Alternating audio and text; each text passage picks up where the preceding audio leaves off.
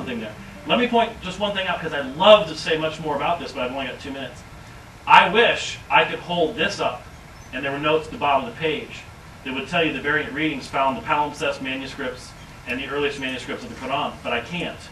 Christians want to have this information, and I would challenge Muslims to consider, why don't you have the manuscript evidence at the bottom of this page too? I think we all need to be open about that, and I, as a New Testament scholar, believe the evidence ends up substantiating the entire New Testament manuscript spectrum. All right. Nadir, 1 minute reply. We are ready to debate the authenticity of the Quran anytime. You just let me know, and we'll prove that the Quran has been 100% authentic. Now, like I said, because I know, like I said, this is a difficult job to do when you challenge people for evidence for their religion. If you notice in the beginning of my talk, I said I will accept all of the Bible as being unchanged and that they accurately reflect the original documents. Now, let me ask you a question, James. This is rhetorical. Have you ever met a guy who's so nice who would give you that as a premise for the debate? Not very many people, because it doesn't really matter when the whole origin of New Testament Christianity is baseless to begin with. You have a false prophet named Paul who started saying, yeah, I seen Revelation. Then you have these other churches saying, wait a second, we also have the message of Jesus too. And they have their gospels. And so basically one church beats out the other church, and then they present a Bible for Christians to follow. But there's no evidence for what they're saying. All right. Number 2. We had one great question, and let's keep that rolling. Number 2. All right.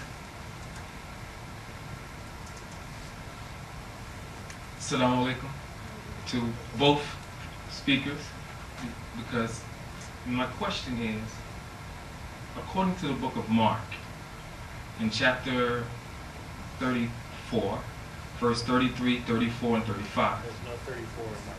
You might be thinking of Matthew. There's no 34. There's no 34. No, there's no verses. Oh, 34? Verses. Oh, What chapter? Chapter 30.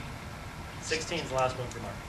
And, Give me the Yeah, text. go to the I'll text. try all right, in the book of Mark, it's this. Somewhere in the book of One of those chapters is in verse 33, 34, and 35.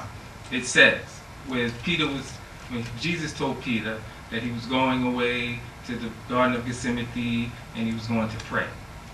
Now, according to that verse, Jesus, he said that he went and he fell on his face and he was going to pray to God.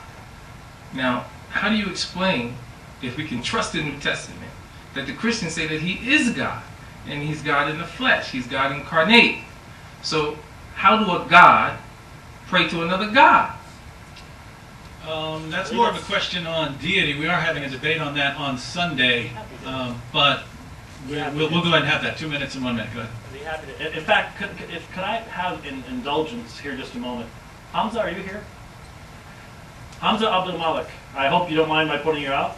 Hamza Abdul Malik was the first Muslim with whom I ever debated in public in 1999 in Syosset, Long Island. And I thank you for a respectful debate these many years later. And what was the subject of our debate? Does the New Testament teach the divinity of Christ? Does the New Testament teach the deity of Christ? So we still have that available, and I think you would find that we address that specific subject. So can I have the 2 minutes just to address it? Okay, just wanted to point out and thank Mr. Malik for the debate from years ago. The problem that most of my Muslim friends have is because you approach the text with a Unitarian assumption. We are not telling you. I honestly do not believe that the doctrine of the Trinity involves shirk. And I'll tell you why. There is one divine name in the Old Testament. That's the name Yahweh. Who is it used of in the New? It's used of the Father, it's used of the Son, and the Spirit is the Spirit of Yahweh. One name, 3 persons distinguished from one another. This is not a God preaching to or speaking to a God. Jesus Christ became flesh. And as a human being, if, for just a moment, if Allah, for some reason, for his own purposes, in his own glory, chose to enter into flesh, would that man be an atheist? Or would he not be the greatest example of worship and prayer? He's not praying to himself, he's praying to the Father. It's not the Father who became flesh, it's the Son. We do not believe that Jesus is the Father. He is clearly distinguished from the Father. but all bear the one divine name of Yahweh. It is the Son who entered in, and so it is natural for the Son to pray to the Father, to continue that perfect communion that he's had with him from eternity past.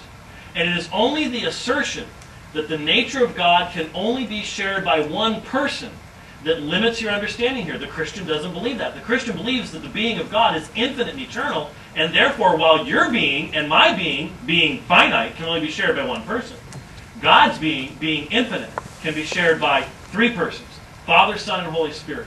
That's the consistent message of the New Testament. So no, that's not one God praying to another.